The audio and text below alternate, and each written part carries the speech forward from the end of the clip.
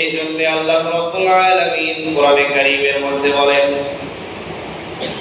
Line শাকারতুম লাযীদান্নাকুম ওয়া line কাফারতুম ইন্না আযাবী লাশাদীদ। প্রিয় মুসলমান ভাই, আল্লাহ তাআলা এই আয়াতের দ্বারা মানুষদেরকে বুঝায়া দিচ্ছেন, রে মুসলমান ভাই, আল্লাহ তাআলা বান্দার প্রতি লক্ষ্য করিয়া আল্লাহ তাআলা বলতেছেন, বান্দা, যদি কোনো বান্দা আমার নিয়ামত বা নিয়ামতের শুকরিয়া আদায় করে, আমি আল্লাহ তাআলা এই নিয়ামতকে বাড়াইতে বাড়াইতে পাহাড় সমান করে দেই। বলেন সুবহানাল্লাহ। লাইন শাকারতুম লাযীদান্নাকুম। আল্লাহ তাআলা বলতেছে, যে ব্যক্তি আমার নিয়ামতের উপরে শুকরিয়া আদায় করবে, আমি আল্লাহ তাআলা বলতেছি লাযীদান্নাকুম, এই শুকরিয়া আদায় করার কারণে আমি আল্লাহ তাআলা তার নিয়ামতকে আরো বাড়ায় দেই। বলেন সুবহানাল্লাহ।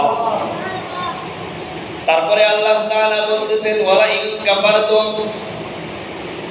আল্লাহ তাআলা বলতেছে, বান্দা, আমার নিয়ামতের উপরে যারা নাশুকরিয়া করবে, আমার নিয়ামত পেয়েও যারা শুকরিয়া করবে না, আল্লাহ তাআলা বলতেছেন ইন্না আযাবী লাশাদীদ। আল্লাহ তাআলা বলতেছে, নিশ্চয় আমার আযাব বড় কঠিন। তো আল্লাহ তাআলার আযাব সহ্য করার মতো শক্তি আমাদের কারো আছে? এই জন্য প্রিয় মুসলমান ভাই, যেই কথা আমি শুরুতে বললাম, আল্লাহ তাআলার কাছে দরখাস্ত করি নাই, আল্লাহ তাআলার কাছে সুপারিশ করি নাই, আল্লাহ তাআলার কাছে কোনো কিছু করি নাই, কোন দরখাস্ত ছাড়া, কোন সুপারিশ ছাড়া আল্লাহ তাআলা দুনিয়াতে হাজার ধর্ম রাখছে। সমস্ত ধর্ম থেকে আল্লাহ তাআলা আমাদেরকে আলাদা করে আল্লাহ তাআলার মনোনীত যে ধর্ম আছে, ইন্নাদ দীনা ইনদাল্লাহিল ইসলাম, এই ইসলাম ধর্মের মধ্যে যে আল্লাহ তাআলা আমাদেরকে জন্মগ্রহণ করাইছেন, এই জন্য কিয়ামত পর্যন্ত সিজদা দিয়া শুকরিয়া আদায় করে শেষ করা যাবে না। বলেন সুবহানাল্লাহ। এই জন্য ইবাদত করিয়া আল্লাহ তাআলার কাছে ভালো বান্দা হইতে হবে।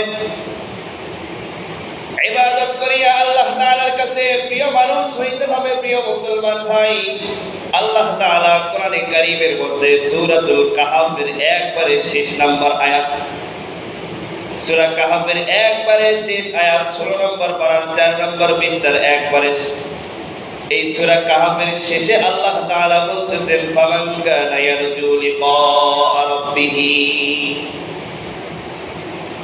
আল্লাহ তাআলা বলতেছেন, ফামান কানা ইয়ারজু লিকা রাব্বিহি ফালইয়ামাল আমালান সালিহান ওয়া লা ইউশরিক বিইবাদাতি রাব্বিহি আহাদা। সুবহানাল্লাহ।